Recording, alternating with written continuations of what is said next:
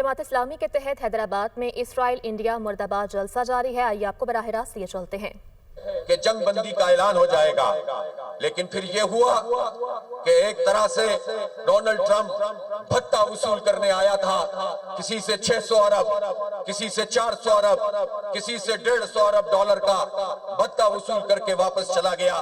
اور ان مسلم حکمرانوں کو یہ جرت بھی نہیں ہوتی کہ وہ فلسطینیوں کا مقدمہ لڑ سکیں، جن کے بالکل قریب ہم دیکھ رہے ہیں کہ تباہ کاریاں ہو رہی ہیں. اس لیے یہ 57-58 مسلم حکمران یہ اس قتل عام میں اس لیے شریک ہیں کہ یہ خاموش تماشائی کا کردار ادا کر رہے ہیں. OIC کا اجلاس ہوتا ہے، قرارداد مذمت پیش ہوتی ہے اور بات ختم ہو جاتی ہے.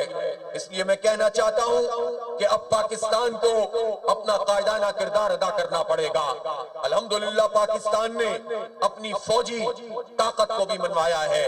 الحمدللہ پاکستان ایک مرتبہ پھر ابھر کر دنیا کے سامنے آیا ہے.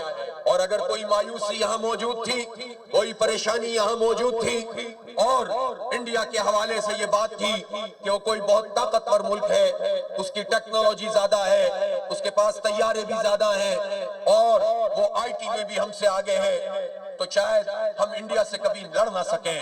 اور جو گزشتہ عرصے میں جو گیدڑ قسم کے حکمران بھی ہم پر حکومت کرتے رہے ہیں اور انہوں نے بھی اور پچھلے آرمی چیف نے بھی یہ بات سمجھانے کی کوشش کی تھی کہ ہم لڑ نہیں سکتے، ہمارے ٹینکوں میں پیٹرول نہیں ہے اور ہم مقابلہ نہیں کر سکتے. لیکن جب بھارت نے ہرزہ سرائی کی، بھارت نے فالس فلیگ اپ کیا، بھارت نے ہماری مسجدوں کو ہدف بنایا، ہمارے سویلینز پر حملہ کیا، تو پھر الحمدللہ ہم نے بھی دندان شکن جواب دیا ہے.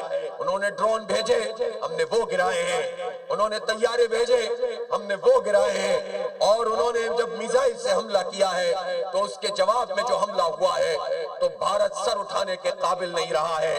اس وقت بھارت میں سب سے زیادہ یہ موضوع بحث ہے کہ مودی نے تو بھارت کا سارا غرور اور سارا ناز اور سارا تکبر وہ پاش کر دیا ہے. اس کی اس طالع آزمائی کی وجہ سے، اس کے اس ہندوتوا کے خواب کی وجہ سے خود ہندوستان میں یہ سوال پیدا ہو گیا ہے کہ ہندوستان کی اب حیثیت پوری دنیا کے سامنے ختم ہوتی جا رہی ہے اور پاکستان ایک مرتبہ پھر ابھر کر سامنے آیا ہے. پاکستان کی فوجی طاقت بھی، پاکستان کی فضائی طاقت بھی، پاکستان کی میزائل ٹیکنالوجی بھی، اور پاکستان میں جو نوجوان 24-25 سال کے نوجوانوں نے بھارت جیسے ملک کو سائبر اٹیک کا نشانہ بنا کر ان کے پورے سسٹم کو جام کر دیا، یہ پاکستان کی اسٹرینتھ ہے، یہ ہماری طاقت ہے. لیکن یہ طاقت صرف دکھانے کے لیے نہیں ہے، جتانے کے لیے نہیں ہے اور صرف جشن منانے کے لیے نہیں ہے. اب اس طاقت کا جو دو بنیادی کام ہے وہ یہ ہے کہ ایک کشمیر کی آزادی کے لیے پیش رفت کی جائے اور دوسرا فلسطین کی آزادی کے لیے پیش رفت کی جائے. کشمیر میں 1 لاکھ سے زائد مسلمان شہید کیے جا چکے ہیں. کشمیر کی جو خصوصی حیثیت تھی مودی نے اس کو ختم کیا ہے. آئین کی آرٹیکل جو ان کی 370 اور 35A تھا اس کو ختم کیا ہے. بدقسمتی سے اس وقت پاکستان کی اس وقت کی حکومت نے اپنا کردار ادا نہیں کیا، جس کے نتیجے میں مودی طاقتور ہوتا چلا گیا. لیکن اب وہ قصہ پارینہ بن چکا ہے. اب حکومت کو آگے بڑھنا پڑے گا، بھارت کو بے نقاب کرنا پڑے گا اور کوئی مذاکرات قابل قبول نہیں ہے سوائے اس کے کہ کشمیر پر بات کی جائے گی. اور کشمیر پہ بھی جو بات کی جائے گی وہ بات یہ ہوگی کہ اقوام متحدہ کی قراردادوں کے مطابق وہاں پر انہیں حق خود ارادیت ملنا چاہیے.